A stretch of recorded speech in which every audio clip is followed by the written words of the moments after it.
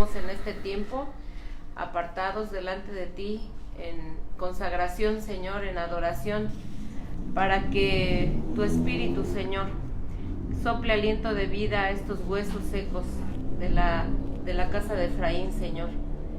Que tú tengas misericordia de nosotros y permitas que toda la palabra que sea derramada este día, Señor, podamos entenderla, podamos grabarla en nuestra mente y en nuestro corazón. Te amamos, Señor, en el nombre y por los méritos de Yeshua. Amén. Amén.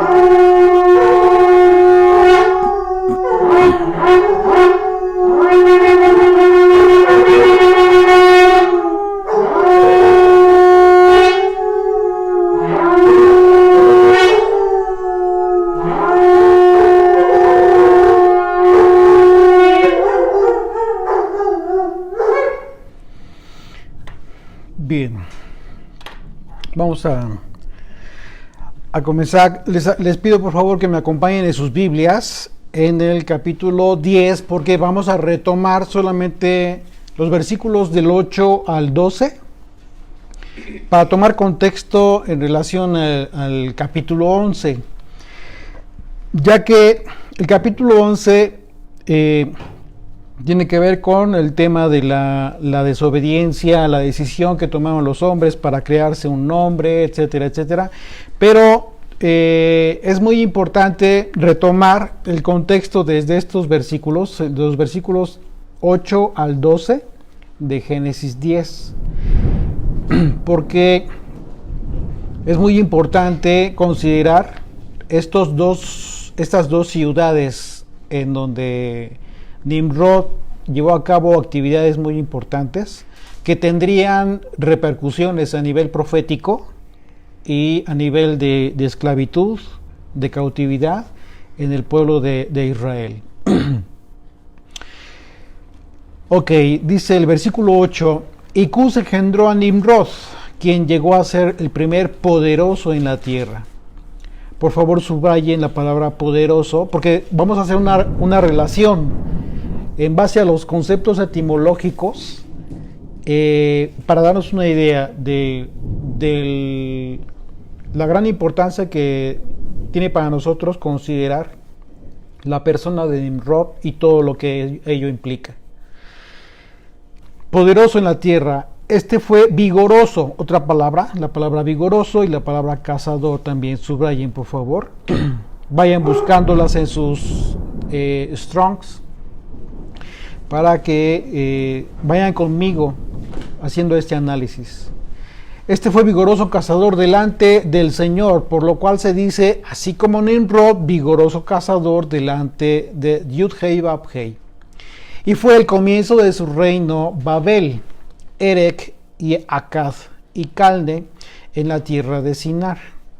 De esta tierra salió para Asiria y edificó Nínive, Rehobot, Calá y Resén entre Nínive y Calá, la cual es ciudad grande.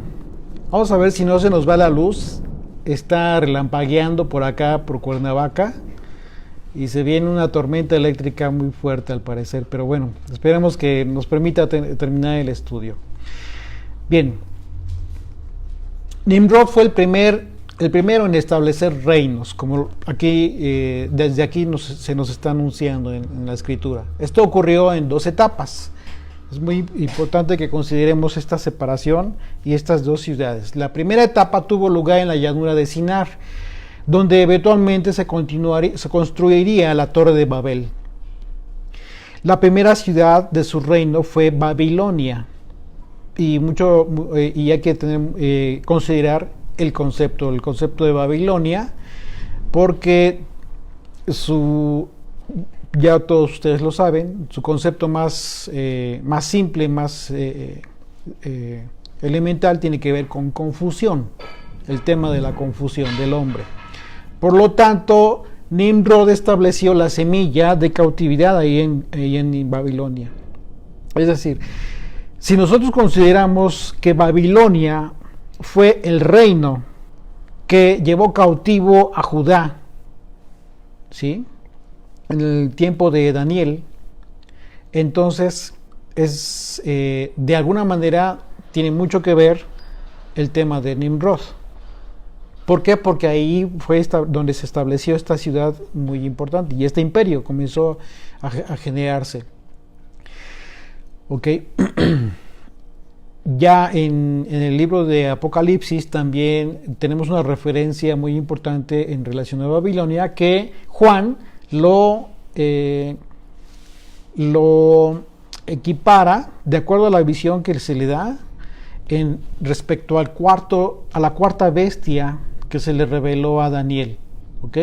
Que ahora ya entendemos que de acuerdo a los imperios que han estado sometiendo al pueblo de Dios, tiene que ver con Roma, que inició con un poderío militar, ¿sí?, cautivando, conquistando tierras y reinos y dioses de otras naciones, pero que de forma estratégica, una estrategia maestra de esta bestia terrible de la que habló Daniel, cambiaría la forma de cautividad del sistema militar de poder a un sistema religioso, espiritual, que es precisamente la fuente de su poder, el aspecto espiritual. Entonces, la segunda etapa, como resultado de la confusión de las lenguas, como vemos, vamos a ver en Génesis 11, se fue a la tierra de Sinar, de la tierra de Sinar a Siria, que se llama la tierra de Nimrod. Asiria, y con relación a Nimrod, se menciona en Miqueas 5, versículo 6. Miqueas, en este capítulo, en el capítulo 5, habla de Efrata, de Belén Efrata, y se habla de una contienda militar, de una guerra, de una contienda que tendría este imperio con Belén. Si gustan, vamos más al principio del capítulo 5. Dice: rodéate ahora de muros, hija de guerreros. Nos han sitiado, con vara herirán en la mejilla al juez de Israel. Está hablando de Yeshua. Pero tú, Belén Efrata, pequeña para estar entre las familias de Judá, de ti me saldrá el que será Señor de Israel. Y sus salidas son desde el principio, desde los días de la eternidad. Esta referencia a la mejilla al juez es, recuerden que los profetas también hablaban en un sentido poético, y las profecías también tienen cumplimiento diverso, no solamente en un sentido y en una época, sino que las profecías hay que entender el contexto en el que nos estamos leyendo para poder entender el tema de la historia. Porque si ustedes se dan cuenta, aquí ya está hablando de juez, pero también está hablando de un aspecto futuro acerca del Señor de Israel. ¿Ok? Y sus salidas son desde el principio, desde los días de la eternidad. Está hablando específicamente aquí ya de Yeshua, literalmente, como el Mesías, el que tiene eternidad. Y ya el versículo 5 dice: y este será nuestra paz, cuando el asirio viniere a nuestra tierra y cuando hollare nuestros palacios, entonces levantaremos contra él 7 pastores y 8 hombres principales. Y devastan a la tierra de Asiria a espada, y con sus espadas la tierra de Nimrod, y nos librará del asirio cuando viniere contra nuestra tierra y hollare nuestros confines. En fin, solo como referencia profética, vemos que hace una especificación muy clara el profeta con relación a la tierra de Nimrod. Entonces ahí se construyeron varias ciudades, la primera de las cuales fue Nínive. Ustedes recordarán la tierra de Nínive, a donde fue enviado el profeta Jonás ¿Recuerdan qué fue lo que sucedió? Tuvo la encomienda de parte de Dios para anunciar que la tierra de Nínive sería destruida, el reino sería destruido. Y entonces el rey ordena un tiempo de ayuno, de silicio, etcétera, incluso hasta los animales se menciona, cosa curiosa, para que mantuviera toda la tierra en ayuno.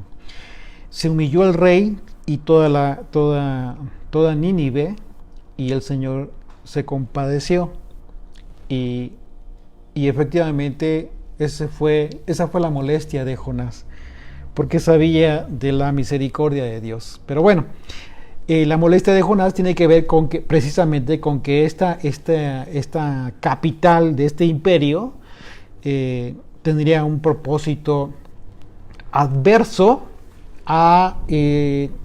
no a los planes de Dios, sino adverso a Israel.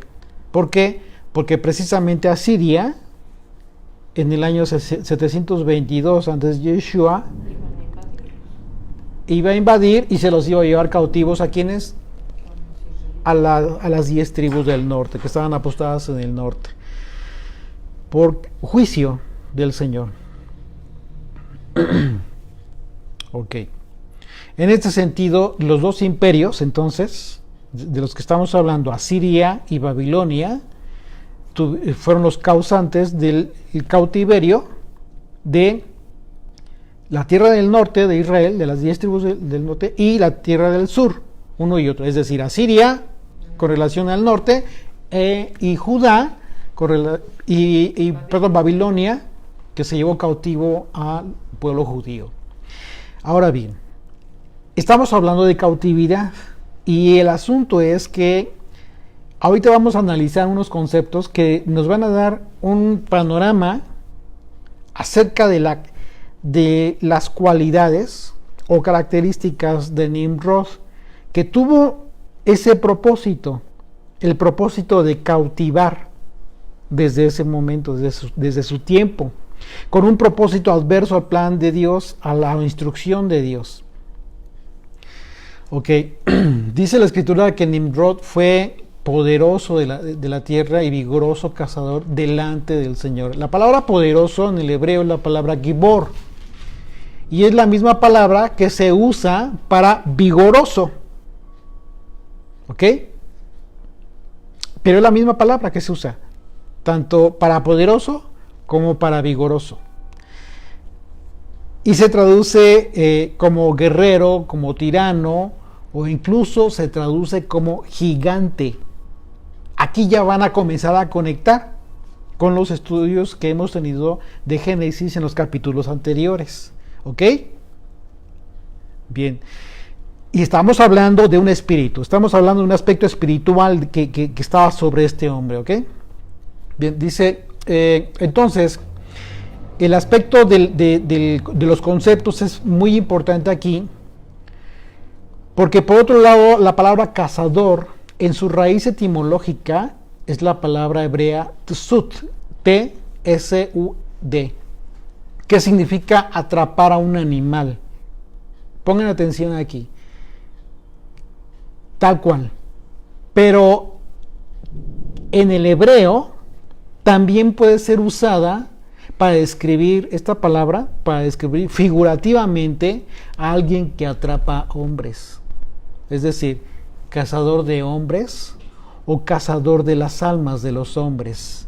En el judaísmo así se le identifica a Nimrod. Y eso es muy interesante. ¿Por qué? Porque aquí sí el judaísmo está tomando como base para conceptualizar la personalidad de Nimrod el aspecto etimológico de la palabra. Aquí sí no hay para dónde hacerse.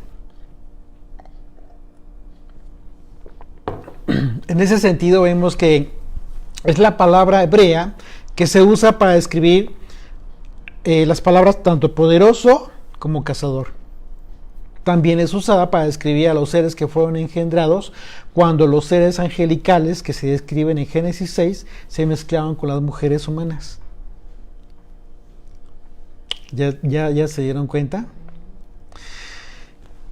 Dice, había gigantes en la tierra de aquellos días y también después que se llegaron los hijos de Dios a las hijas de los hombres y les engendraron hijos.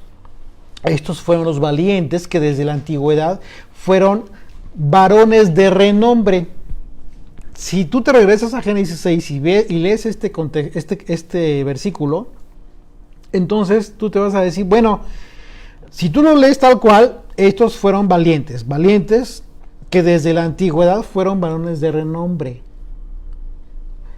Bueno, pues desde la antigüedad, el tiempo de David es antiguo. Y fueron valientes. David fue valiente con sus guerreros. Y la pregunta, ¿no fue de renombre? ¿No son de renombre? Pues claro que sí, hay muchos de Israel que fueron de renombre. Pero entonces, ¿por qué se refiere la Escritura a ellos de esa manera? Aquí, una vez más, es importante los conceptos. Los conceptos y el contexto para poder entender realmente de qué está hablando. La profundidad de este versículo no lo podemos ver a la simple lectura. Tendríamos que irnos una vez más al concepto. El versículo anterior, de Génesis que acabamos de leer, Génesis 6, nos da una idea de lo que podría representar la esencia de estos hombres que con su actitud, personalidad y propósito de sus vidas ejercieron la actitud de rebeldía que involucra a muchos hombres. Recordemos que la mezcla que hubo, la mezcla genética, se originó por causa de la rebeldía de estos seres angelicales que abandonaron su morada de santidad. Y cuando hablamos de morada de santidad de estos seres, estamos hablando de su esencia de santidad, no como que una habitación, pues eran seres angelicales, pues imagínate, ¿no? Estamos hablando del aspecto de santidad en la que se encontraban ellos. Esa es la morada que abandonaron. Claro que se dice que abandonaron esa morada. ¿Por qué? Porque a partir de que se comprometieron en rebeldía, como dice el libro de Enoch, en anatema, en maldición, ellos mismos fueron conscientes de esta condición. En ese sentido, la palabra valientes de Génesis 6:4 es la palabra hebrea gibor, que ya vimos, que identifica las palabras cazador y poderoso, ¿ok? Y la palabra antigüedad aquí tiene un papel fundamental para poder entender de qué está hablando realmente el versículo. La palabra antigüedad en el hebreo es la palabra olam, que significa eternidad. Estos seres angelicales, si nos remontamos a Génesis 6, estos seres angelicales, por su misma condición espiritual, aunque son creados por el Eterno, tiene un tiempo existen desde antes de la creación del mundo, ¿sí? Y cuando habla el versículo que dice que son los valientes que desde la antigüedad son de renombre, estamos hablando de estos valientes, estos tiranos, estos gigantes que desde la antigüedad, que desde mucho tiempo antes de la creación, son de renombre. Y el concepto, la expresión de renombre, tiene que ver con darse a notar. Simplemente darse a notar. Puede ser en un sentido o en muchos. Pero bien, leyendo todo el versículo, podemos entender a qué se refiere. Así que cuando la Escritura habla de aquellos seres que nacieron de la mezcla de los hijos de Dios con las mujeres, que serían los valientes, que desde la antigüedad fueron varones de renombre, es una referencia a que aquellos que como Nimrod tuvieron una vida semejante. ¿Por qué? Porque Nimrod no fue el único. Podemos ver a través de la historia que ha habido muchos que han tenido ese propósito y que podemos entender, podemos ver en la escritura misma y en la historia que han sido gente de renombre, ¿sí?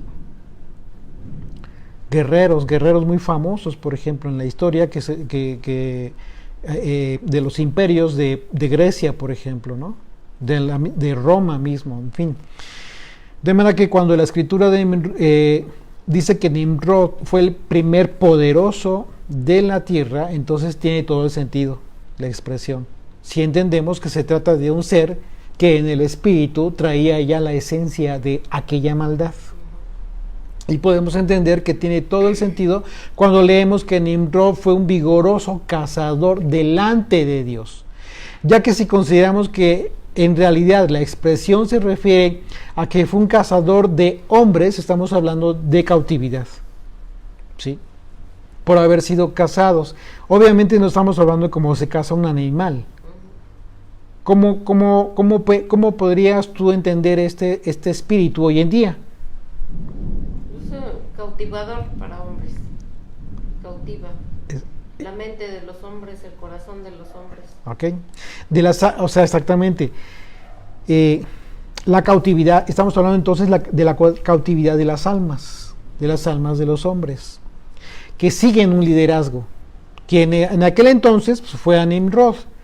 Y como ya lo estudiamos, cuando la escritura se refiere a la expresión delante de Dios, es una expresión en doble sentido, en dos sentidos, no en doble, en dos sentidos. Puedes entenderse, depende del contexto. Pero en este caso, lo entendemos que va en contra de Dios. El otro sentido, ¿cuál sería? Delante de Dios, agradando a Dios o conforme a la voluntad de Dios. Así podemos considerar que Nimrod haya sido cazador delante de Dios, tiene que ver con el espíritu de maldad que desde antes de la creación ya existía con todo el propósito de ir en contra de la voluntad de Dios. Estamos hablando de la creación de la tierra, ¿sí? De Génesis 1. Recordemos que Juan 1 refiere el tiempo de Yeshua desde antes del principio, ¿sí?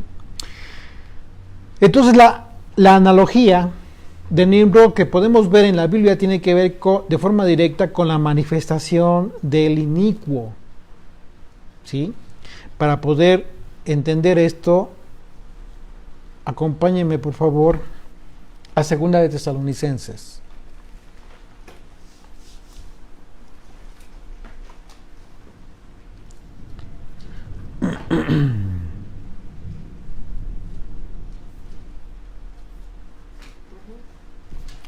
Y vamos a leer de los versículos 1 al 12. Del capítulo 2, perdón. 2 de Tesalonicenses 2. Sí. Pero con respecto a la venida de nuestro Señor Yeshua y nuestra reunión con Él, os rogamos, hermanos, que no os dejéis mover fácilmente de vuestro modo de pensar, ni os conturbéis, ni por espíritu, ni por palabra, ni por carta, como si fuera nuestra, en el sentido de que el día del Señor está cerca. Nadie os engañe en ninguna manera, porque no vendrá sin que antes venga la apostasía y se manifiesta el hombre de pecado, aquí, el hijo de perdición. Permítame un tantito.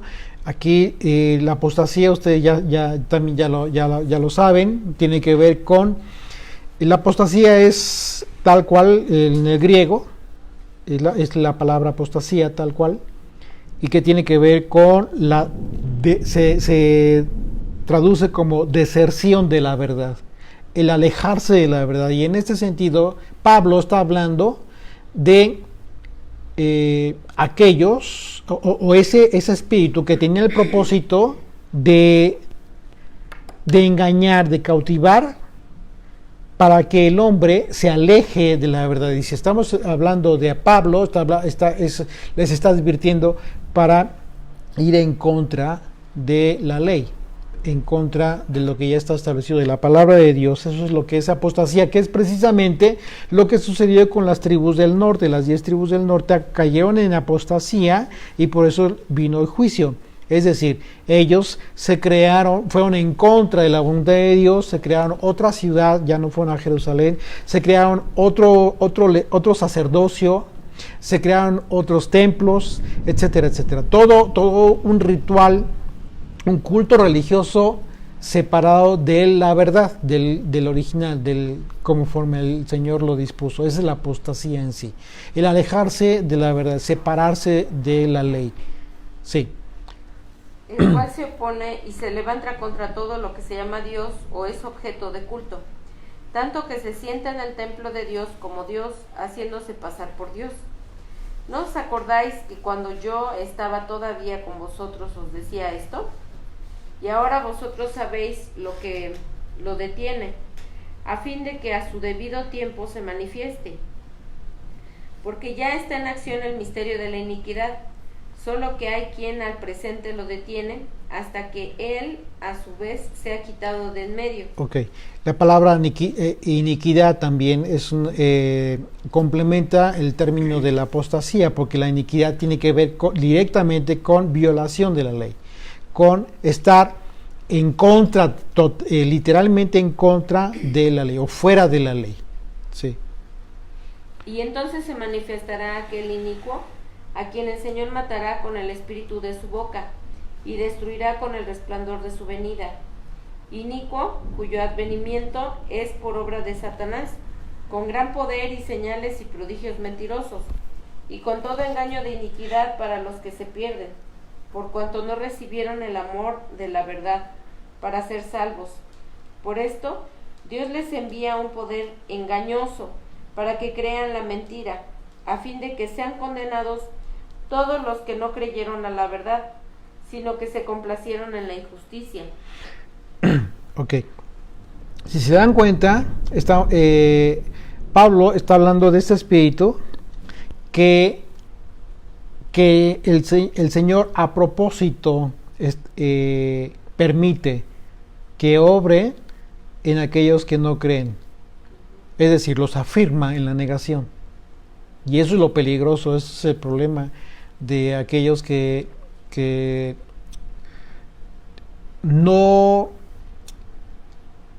mantienen su corazón duro y que no ceden a la verdad del Evangelio.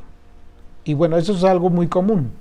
Hay mucha gente que está en esa circunstancia y podríamos preguntarnos, ¿pero qué pasa? Esa gente está muy tranquila, no pasa nada. Bueno, eso es lo que nosotros vemos. Sin embargo, están afirmados en el engaño, como dice Tesalonicenses. ¿Ok? Entonces hay un poder misterioso trabajando en el mundo. Ese es el misterio de la iniquidad. Es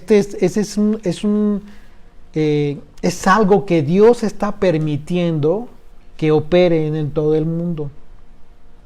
Pero no en todos, no en cualquiera. Es decir, tú no puedes decir, tú que estás en pacto con el Eterno, que vives bajo su instrucción, que vives con temor del Señor, tú no puedes decir que este espíritu, que este misterio de la iniquidad va a influenciarte.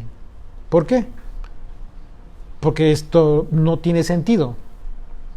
Porque este misterio de la iniquidad tiene que ver con artimañas, con palabras, con un espíritu que tiene el propósito de engañar, incluso de llevar al hombre al engaño, a creer tantas mentiras, falacias, incluso alegorías mentirosas, con todo el propósito de que no aterrices a la verdad. Apenas hace 8 días allá con los amigos de Toluca platicábamos el tema de el aspecto subjetivo de cómo vives tu fe, ¿sí? Lamentablemente en la iglesia católica, en la iglesia cristiana, se nos enseñaron un sinnúmero de cosas que, como el aspecto más elemental, el concepto de fe, pero solo en el aspecto subjetivo, en la mente, nada aterrizado, nada hay que hacer. es lo mismo. Hoy en día continúa ese espíritu, y no importa que estés en las raíces hebreas, no importa dónde estés, si tú no atiendes al sentido común, a la lógica, a la inteligencia que el Señor te está dando a través de su escritura, lo que va a suceder es que vas a continuar con ese espíritu. O sea, es como un velo que tú mismo no quieres quitarte. Y continúas con el aspecto religioso. El aspecto religioso tiene ese propósito en el hombre: cautivar y cauterizar tanto en la mente como en el corazón del hombre. Y se hacen de una idea, la gente se hace de una idea y ya no los mueves de ahí, ya no hay forma. Pero nosotros podemos darnos cuenta que también hay un consentimiento por parte de las personas en este sentido. Entonces tiene que haber un despertar en ese sentido. Tiene que la gente reaccionar y decir, bueno, a ver qué estoy haciendo, cómo realmente estoy dejando la subjetividad de mi fe para vivirla, literalmente, para vivir la fe que yo digo tener. Ese es el asunto. Y en muchas otras cosas, ¿no? Simplemente eso es como un ejemplo de muchos. Entonces este poder continúa. ¿Y qué es lo peligroso? Lo peligroso de este espíritu que continúa, que es el espíritu de iniquidad, genera en el hombre una actitud que ni se define por una cosa ni se define por otra. ¿Sí? Cuando la Escritura dice el que tiene oídos para oír, oiga, es una referencia a aquellos que ya conocen la Escritura. Y cuando dice el que tiene oídos, oiga, es una referencia tanto a la Torá como a los profetas y los salmos. Es decir, tú tuviste oídos, ya el Señor te permitió escuchar. Entonces ya tienes que poner tus sentidos muy, muy al 100 para poder entender lo que está sucediendo hoy en el mundo. Este espíritu incluso se encuentra en las congregaciones religiosas de hoy en día. Y esto nos remite a la profecía de Apocalipsis, de acuerdo a la visión de Juan. Acompáñame a Apocalipsis 3, por favor. Capítulo 3. Y vamos a leer del 14, del versículo 14 al 22.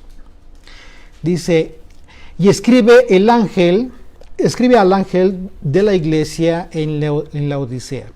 ¿Quién está recibiendo esta instrucción? Está Juan. ¿Y quién se la está dando? Yeshua.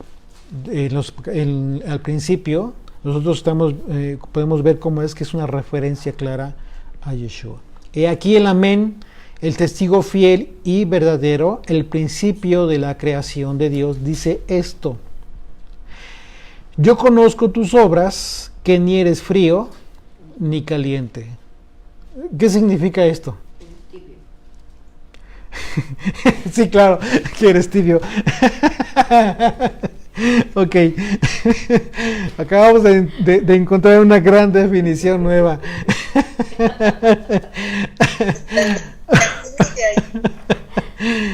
Ok. ¿Qué significa entonces, en el contexto de lo que estamos hablando, que la gente sea, esto de lo que está hablando? Dice, yo conozco tus obras, ¿sí? Que ni eres frío ni caliente. Ojalá fueses frío o caliente, pero por cuanto eres tibio y no frío ni caliente, te vomitaré de mi boca. Porque tú dices, yo soy rico y me he enriquecido y de ninguna cosa tengo necesidad, y no sabes que tú eres un desventurado, miserable, pobre, ciego y desnudo. Y cada uno de estos aspectos tiene que ver con un aspecto simbólico en las personas, con respecto a la santidad y a la revelación de Dios. En capítulos anteriores hemos estudiado acerca de la palabra ciego, ¿sí? Sin entendimiento, sin comprensión de la palabra, de pobre igual, miserable, desnudo con relación a la vergüenza, ¿sí? Desventurado. Todo lo contrario a las palabras de Yeshua en el monte de las bienaventuranzas, bienaventurado, el pobre de espíritu, etcétera, etcétera. O sea, lo que nosotros podemos ver aquí es un aspecto de miseria, realmente, miseria espiritual, ¿ok? No en el aspecto personal, físico, sino en una miseria espiritual, muy lamentable. Versículo 18, por tanto, yo te aconsejo que de mí compres oro refinado, en fuego, ¿sí? Riqueza, ¿sí? Riqueza ya purificada, filtrada,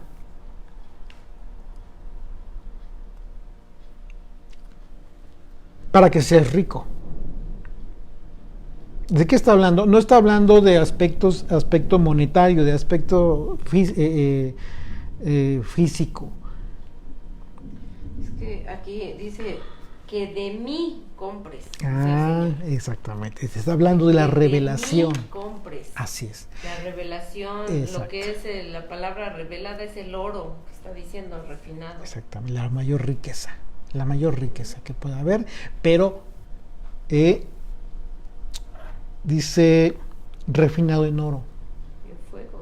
En fuego, purificado. ¿Qué significa esto? Está hablando literalmente de la revelación que Yeshua te entrega como la interpretación correcta de toda la Escritura. Estamos hablando de la revelación. El libro de Apocalipsis es el libro de la revelación de Jesucristo, la revelación del Hijo de Dios. Dice, y para que seas rico y vestiduras blancas para vestirte. ¿Qué son las vestiduras blancas? Las acciones justas, exactamente. Obediencia a la Torah. Exactamente. Y que no se descubra la vergüenza de tu desnudez. Y unge tus ojos con colirio para que veas.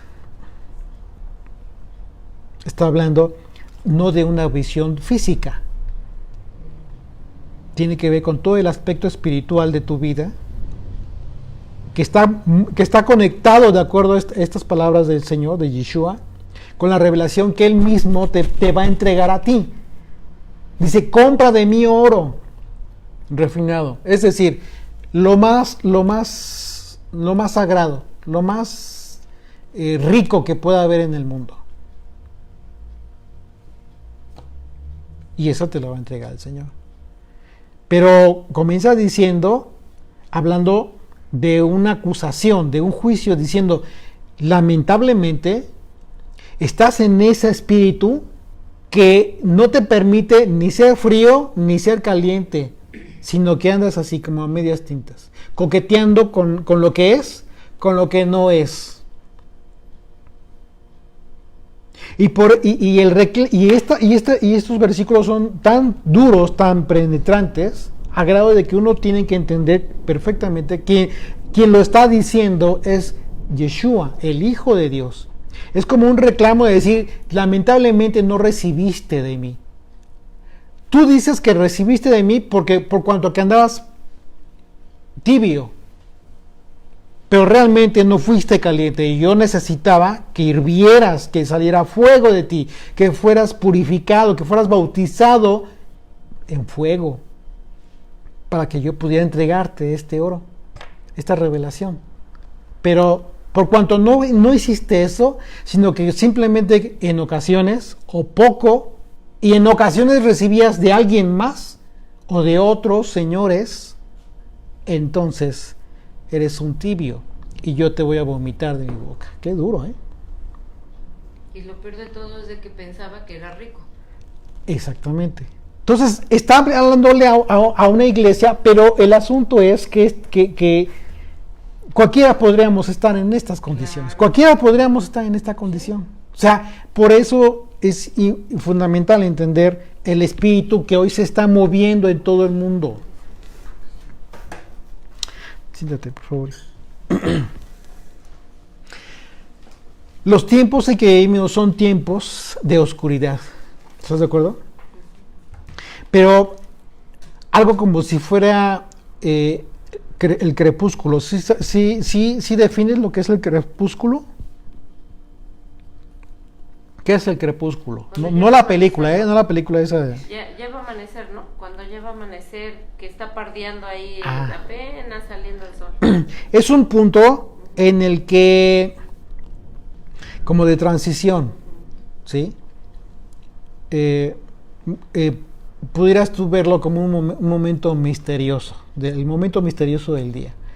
Es un tiempo del final de la tarde, y la transición de la luz hacia la oscuridad que disminuye el contraste visual. El contraste visual es lo que te permite tener claridad de los objetos. Entonces es cuando va a anochecer. Ajá. Yo pensé que era cuando iba a amanecer. No. Y es difícil distinguir las cosas, ¿sí? La oscuridad con toda la claridad, incluso en la noche la oscuridad ni se ve oscuro, pero tampoco se ve claro. Es algo así como confuso, no tienes claridad en lo que tú quieres percibir. Entonces el crepúsculo no permite percibir el contraste que te hace ver con claridad los objetos. En ese momento del día en que las distancias no se calculan, incluso ves cosas como que más lejos de lo que son o más cerca de lo que realmente están. Eso incluye también el aspecto de los colores, no son muy claros. Y bueno, si ya requieres de lentes, pues peor, ¿no? Todavía ese aspecto es más marcado.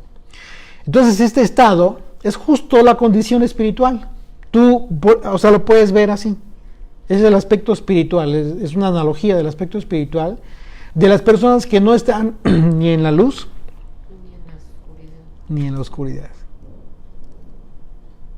O sea, por más que diga que estar en la luz,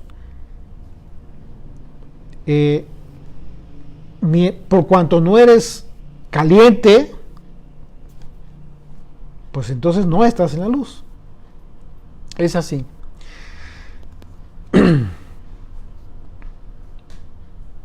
Y eso es una analogía a las personas tibias, personas que miran y se miran a sí mismos de forma borrosa, no tienen claridad en su concepción de las cosas, y esa es la razón por la que Yeshua le dice a la iglesia: unge tus ojos con colirio. Esto es muy importante entenderlo, o sea, aunque es un aspecto de analogía, pero tiene todo el simbolismo. El ejemplo a mí me queda muy claro, no sé si a ti, ¿no? Por eso dice el Señor: compra colirio para que veas. De manera que el objetivo es que el colirio de la palabra de Dios no permita te permita ver con claridad el propósito de tu vida, el propósito de la ley en tu vida, porque estamos hablando de obediencia o desobediencia. Así que es así como Babilonia en realidad representa el espíritu de Nimrod. Una vez más, ¿qué significa Babilonia? Confusión. Exacto, confusión. Entonces, Babilonia representa todo lo que tiene que ver con la rebelión, contra todo lo que es bueno, ¿sí? Todo lo que es en contra de Dios mismo. Es la búsqueda de la gloria propia del hombre. Un egocentrismo que busca solo lo individual en un espíritu de esclavitud. El espíritu de Babilonia es un aspecto tan fuerte que influye en las personas de forma tan poderosa que no les permite ver que están en cautividad. ¿Sí? Uno de los aspectos que puedes tú ver, por ejemplo, hoy en día, Babilonia, como en el mundo, tú la puedes ver desde el punto de vista político, gubernamental, hablando de política, de gobierno del hombre. Lo puedes ver desde el punto de vista espiritual, ¿sí? Y también desde el punto de vista económico. Son aspectos, 3 aspectos torales en el desarrollo de la sociedad del hombre, que influyen de forma poderosa en las personas, a grado tal que pueden estar totalmente inmersos en los 3 y no darse cuenta. ¿Ok? Bien. Entonces ahora sí vamos a Génesis 11. Ya nos vamos rápido porque ya esto era lo más importante. Entender el espíritu de Nimrod, entender el propósito que tuvo Nimrod y el propósito dentro del plan estratégico de Dios. Porque a final de cuentas Dios permite todo eso, ya lo vimos. ¿Okay? Dice el versículo 1 de Génesis 11: tenía entonces toda la tierra una sola lengua y unas mismas palabras. Y aconteció que cuando salieron de oriente hallaron una llanura en la tierra de Sinar y se establecieron allí. Y bueno, ya vimos que aquí es donde se comienza a establecer Babilonia. Y se dijeron unos a otros: vamos, hagamos ladrillo y cosámoslo con fuego.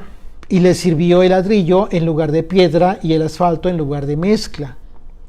Y dijeron: vamos, edifiquémonos una ciudad y una torre cuya cúspide llegue al cielo y hagámonos un nombre, por si fuéramos esparcidos sobre la faz de toda la tierra.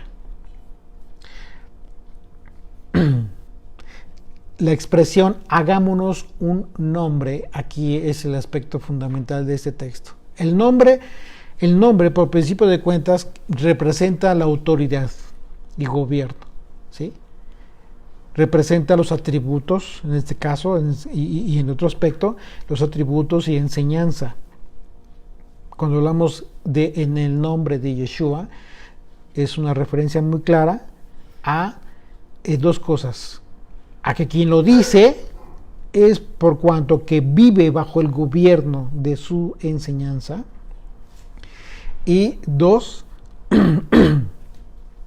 por cuanto que pone en práctica todos estos atributos, los atributos del maestro. ¿Sí? Entonces, cuando nosotros oramos en el nombre de Yeshua, esto significa vivir bajo su doctrina, bajo sus atributos, bajo su autoridad. Entonces, en ese sentido, cuando los hombres comandados por Nimrod dijeron: hagámonos un nombre, lo que ellos dijeron literalmente fue: establezcámonos un gobierno propio. Es decir, estaban desechando en automático el gobierno ¿de quién? De Dios. El gobierno de Dios. Una vez más, se estaba repitiendo, si ustedes recuerdan Génesis 6, se estaba repitiendo ¿qué? La rebelión. La anatema. Ellos estaban conscientes de lo que estaban haciendo, estaban muy conscientes, tenían un mandamiento que habían cumplido hasta ese momento, pero llegó el punto en que dijeron: vámonos y hagámonos un nombre. Esto es tremendo porque ellos sabían perfectamente lo que representaba hacer esto, establecerse un gobierno propio, un gobierno diferente, un gobierno que estaba llevando a cabo el establecimiento de reglas contrarias a la Torá, contrarias al mandamiento de Dios. Y digo Torá porque desde entonces ya tenían instrucciones ellos. Entonces es un aspecto de por ejemplo, el libro de Enoch refiere este tema en el sentido de que estos seres angelicales conjuraron en anatema, es decir, en maldición, conscientes de.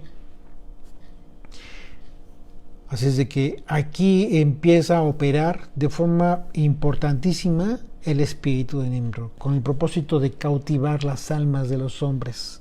Y es finalmente lo que está pasando ahorita, ¿no? Con lo del nuevo orden mundial. El nuevo orden mundial, así es. Están haciendo un nuevo nombre.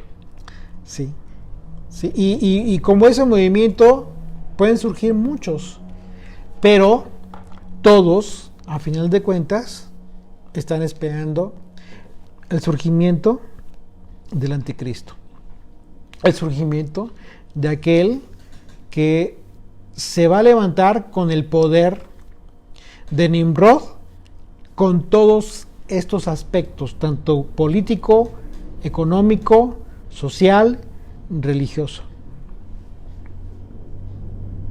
Y va a tener el mismo propósito que Nimrod. Pero ya sabemos la historia.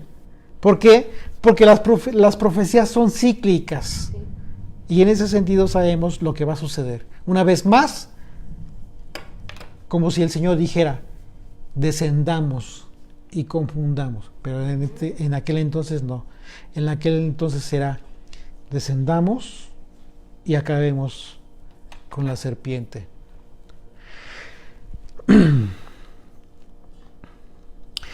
Dice, vamos y edifiquémonos una ciudad y una torre cuya cúspide llegue al cielo. Y esto, cuando habla de llegar al cielo, dice Isaías, tú que decías en tu corazón, subiré al cielo en lo alto, junto a las estrellas de Dios levantaré mi trono, y en el monte del testimonio me sentaré a los lados del norte. Sobre las alturas de las nubes subiré, y seré semejante al Altísimo. Son las propias palabras de Satanás. ¿Ok? Entonces, bueno, ya estamos entendiendo cómo es que se mueve el espíritu de Nimrod hoy en día. Y hay que tener mucho cuidado en ese sentido.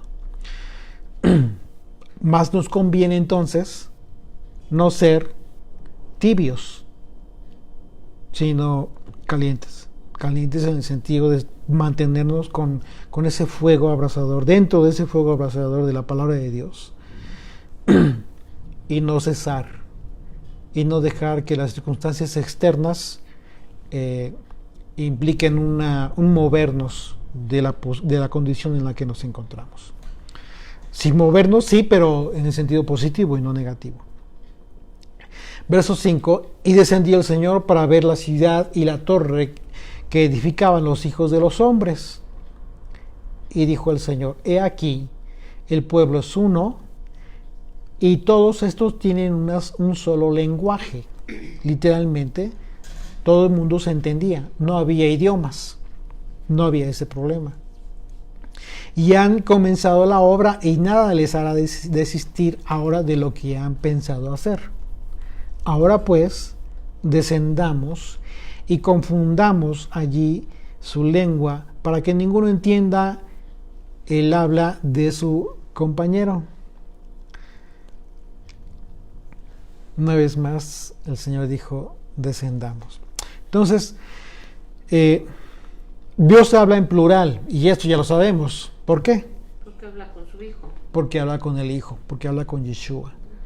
De la misma manera en que dijo el Señor, hagamos al hombre. ¿Okay? Es como si dijera, descendamos, pero en este caso, hagamos y creamos al hombre a nuestra semejanza. El evento histórico que profetizó la restauración de la lengua, como era antes del juicio de Babel, lo podemos ver en dos ocasiones. ¿Cuáles son estas dos ocasiones? Una señal, o dos señales, hay más, pero las señales más importantes de restauración de este juicio que estaba a punto de llevar a cabo el Señor acerca de la confusión de las lenguas. Pues que cuando venga el Señor va a restaurar la lengua. Bueno, pero ok, Sí, eso es a futuro, de forma profética, y así va a ser. Pero antes de este momento, vemos dos señales de la restauración que va a llevarse a cabo. Una la vemos en Éxodo 20, cuando el Señor entrega la ley. Estaban gentes de otras naciones, los que salieron con Israel, extranjeros, y todos entendieron perfectamente. Y Hechos capítulo 2, en donde el Señor, a propósito, genera una situación maravillosa, gloriosa, en donde todos aquellos judíos que venían de otras naciones y que hablaban en otro idioma, dijeron, estos que son galileos, están hablando en el idioma de mi tierra, de la tierra de donde yo vengo, y el otro también, o sea, quién sabe de cuántos lugares venían, y aquellos galileos, sin haber tenido otro idioma, ese idioma previamente. Eso representa una promesa de restauración hermosa por parte de Dios. Una promesa de la restauración de este juicio que estaba a punto de suceder. Verso 8. Así los esparció el Señor desde allí sobre la faz de toda la tierra, y dejaron de edificar la ciudad. Claro, imagínate que le dice el arquitecto al albañil, sube tres cargas de cemento, y en lugar de cemento sube cal, ¿no? O baja. No, ni siquiera se entendía. No entendían nada, puras señas, no iban a terminar nunca. Entonces la analogía del juicio por el que Dios echó del Edén a Adán y a Eva está representada una vez más aquí, por el juicio por el que Dios confundió la lengua de los hombres, y así fueron dispersados hacia todas las naciones. O sea, el momento en que Adán y Eva desobedecieron, ¿qué sucedió? Viene el juicio, el Señor los castiga y los echó del Edén.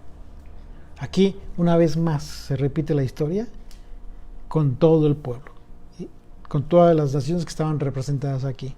Es decir, fueron echados hacia las naciones, dispersados por todo el mundo, como juicio del Señor. Por esto fue llamado el nombre de ella Babel. El nombre, la definición tal cual es Babel, que significa literalmente confusión. ¿Okay? Y es una referencia al imperio de Babilonia, porque allí confundió el Señor el lenguaje de toda la tierra, y desde allí los esparció sobre la faz de toda la tierra. Hoy en día muchas personas dicen seguir a Dios, pero continúan en Babilonia, y hay que orar por toda esa gente, porque ciertamente hay un causante de este espíritu de confusión, y ya sabemos quién es. Entonces nuestra oración no es para que no opere ese espíritu. O sea, ese espíritu va a continuar operando porque está dentro del plan de Dios. ¿En qué sentido es tu oración y mi oración? Por tanta gente que se encuentra en esa condición de confusión, que dice creer en Dios, pero por las circunstancias que tú quieras, pues es claro que no es así. ¿En qué sentido tendría que ser tu oración y mi oración por estas gentes? Es que el Señor permita que sople aliento de vida a esos huesos secos. Exactamente. Que el Señor primeramente, que el Señor rompa el corazón de piedra. No hay de otra. Si el corazón continúa de piedra, no entra nada. Pero una vez roto el corazón de piedra, una vez sensibilizado el hombre, por supuesto que va a comprender la cruz de inmediato, y por causa de la cruz, del sacrificio de un inocente, por supuesto que la conciencia le va a llevar a querer escuchar, a querer oír, a querer ver, a querer aprender y conocer del Señor. Eso es en automático. Lo más importante es esto, que la gente no se aferre y que no se mantenga en la negación, que no se aferre a esa circunstancia. Bien, a partir del versículo 10, ¿me ayudas a leer, por favor? Pero no leíste el 9. Ah, perdón. Sí, sí. Dice, por eso fue llamado el nombre de Babel, de ella Babel, porque allí confundió al Señor el lenguaje de toda tierra, y desde allí los esparció sobre la faz de toda la tierra. Estas son las generaciones de Sem. Sem, de edad de 100 años, engendró Arfaxad, 2 años después del diluvio, y vivió Sem después de que engendró a Arfaxad 500 años y engendró hijos e hijas. Arfaxad vivió 35 años y engendró a Sala, y vivió Arfaxad después de que engendró a Sala 403 años, engendró hijos e hijas. Sala vivió 30 años y engendró a Eber, y vivió Sala después de que engendró a Eber 403 años y engendró hijos e hijas. Eber vivió 34 años y engendró a Peleg, y vivió Eber después de que engendró a Peleg 430 años y engendró hijos e hijas. Peleg vivió 30 años y engendró a Reú, y vivió Peleg después de que engendró a Reú 209 años y engendró hijos e hijas. Reú vivió 32 años y engendró a Serug, y vivió Reú después de que engendró a Serug 207 años y engendró hijos e hijas. Serug vivió 30 años y engendró a Nacor, y vivió Serug después de que engendró a Nacor 200 años y engendró hijos e hijas. Nacor vivió 29 años y engendró a Taré, y vivió Nacor después de que engendró a Taré 119 años y engendró hijos e hijas. Taré vivió 70 años y engendró a Abram, a Nacor y a Harán. Hasta ahí. Si se dan cuenta, el momento en que comenzaban a engendrar ya era una edad mucho menor que las que cuando empezaban a engendrar antes del diluvio. Se dan cuenta que esta circunstancia muy especial, pues obviamente, incluso ya el promedio de vida se redujo muchísimo. Y con el tiempo se reduciría más. Verso 27. Estas son las generaciones de Taré. Taré engendró a Abram, a Nacor y a Harán. Y Harán engendró a Lot. Lot resulta ser sobrino entonces de Abram, ¿ok? Y por eso vemos el capítulo 19, como es que en la destrucción de Sodoma y Gomorra, como es que Abram intercede por Lot. Por esa razón, pues era su familiar, era su sobrino, intercede para que no fuera consumido junto con las ciudades. Y a final de cuentas, a pesar de que se salvaba su esposa y sus hijas, su esposa muere por causa de añorar la vida que llevaba en aquel lugar de perdición, convertida en sal. Verso 28, y murió Harán antes que su padre Taré en la tierra de su nacimiento en Ur de los Caldeos. Y tomaron a Abram y Nacor para sí mujeres. El nombre de la mujer de Abram era Sarai, y el nombre de la mujer de Nacor, Milca, hija de Harán, padre de Milca y de Isca. Mas Sarai era estéril y no tenía hijo. Y tomó Taré a Abram su hijo, y a Lot, hijo de Harán, hijo de su hijo, y a Sarai, su nuera, mujer de Abram, su hijo, y salió con ellos de Ur de los Caldeos para ir a la tierra de Canaán, y vinieron hasta Harán y se quedaron allí. Aquí pudieran ustedes confundirse porque dice la escritura, o sea, nosotros sabemos que Dios llamó de Ur de los Caldeos a Abram. El asunto es que tenemos que leer con detenimiento, ¿sí? Taré tomó a su familia, incluido a Abram, y salieron juntos de Ur de los Caldeos y llegaron a la tierra llamada Harán y se quedaron ahí. Pero en el capítulo 12 dice la escritura que Dios habló a Abraham. Es decir, dice versículo 1, pero el Señor había dicho a Abraham, es decir, antes, vete de tu tierra y de tu parentela y de la casa de tu padre a la tierra que te mostraré. Es decir, ya había hablado Dios con el Señor antes de que Taré los sacara, los moviera. ¿Okay? Lo anterior significa que Dios habló a Abraham desde antes. Bien. ¿Sí? Dice versículo 32, y fueron los días de Taré 205 años, ¿ya vieron? Y murió Taré en Harán. O sea, el promedio medio de vida se redujo muchísimo. Pero bueno, hasta aquí el capítulo 11 de Génesis. Y las preguntas y respuestas de este capítulo las vamos a tener el sábado, mañana, a las 5 de la tarde. Yo no voy a poder estar con ustedes, porque no voy a tener señal de internet, pero Mircala nos va a apoyar con las preguntas y respuestas. Para todos los que se quieran conectar y los que hayan hecho su cuestionario y que quieran participar, pues bueno, mañana los esperamos a las 5 de la tarde. Igual, por ahí les vamos a compartir el link de Zoom y para que podamos tener acceso a... les invito a participar. Es una dinámica muy interesante, muy bonita, y Mircala nos está apoyando mucho en los bosquejos que ella está recabando, y los convierte a PDF y los está publicando en los grupos, en el grupo de estudiantes de la Biblia, y en Telegram también. ¿Ok? Bien, amigos, pues muchas gracias por habernos acompañado. Espero que tengan un día de reposo hermoso. Mañana nos vemos a las 10 de la mañana con el capítulo 4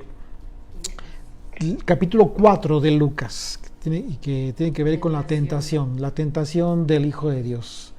Un capítulo súper interesante. ¿Ok? Por favor, vamos a hacer una oración antes de terminar este estudio.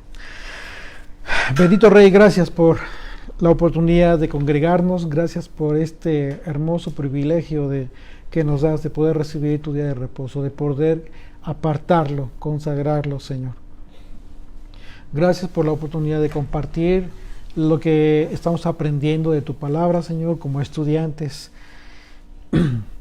de un solo maestro, de Yeshua. Gracias, Señor, por esta bendición y este privilegio y este honor de poder hablar tu palabra, de poder compartirla, de podernos reunir con los hermanos de la fe. Permítanos continuar con este espíritu que revierte todo aquello que perjudicó en el espíritu de Nimrod, Señor. No permitas que en tu pueblo continúe el ánimo de desobediencia y de arrogancia y de rebeldía, Señor. Libera a las almas de los hombres que están cautivas aún en el sistema de Babilonia. Padre Santo, acorta los tiempos y no permitas que ninguna de tus ovejas se pierda, como tú lo prometiste, como lo prometió Yeshua. Ninguno se perderá. Gracias, Padre Santo. En el nombre de Yeshua. Amén. Amén.